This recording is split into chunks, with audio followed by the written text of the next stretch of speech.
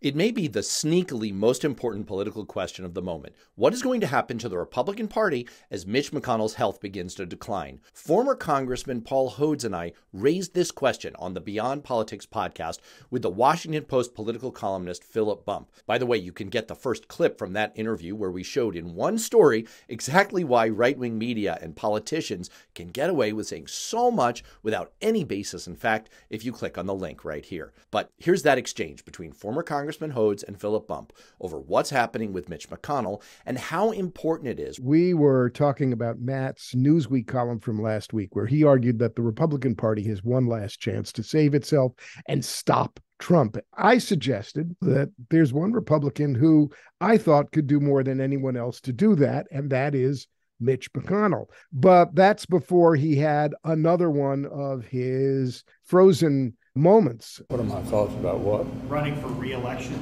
in 2026. That's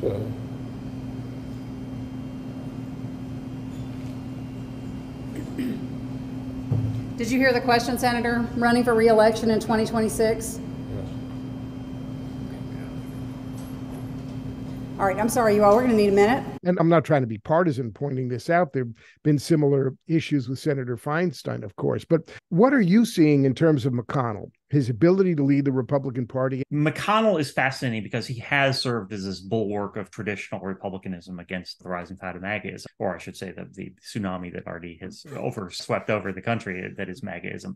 It's important to remember that he is also the minority leader of the less voluble and frankly less broadly important arm of Congress. The Senate was built to keep the House in check, but in the era of the internet and conservative media, the House drives the agenda, that drives the conversation. And so McConnell is the leader of the subset of Congress that is already largely sidelined within the political conversation. And as such, while he's maintaining the ability to keep senators in check, that doesn't do a whole lot of good in terms of keeping the House in check or Trump in check. And I think everyone involved, including McConnell, is aware of that limitation. I'm also thinking about what happened with the Democrats in the House. When I served, Nancy Pelosi and Steny and Jim Clyburn were already older than I was. They got a lot older than I was in the 15 years or so or whatever. But I mean, they effectuated a reasonable transition. And the question is whether or not McConnell is going to see that and there's going to be that kind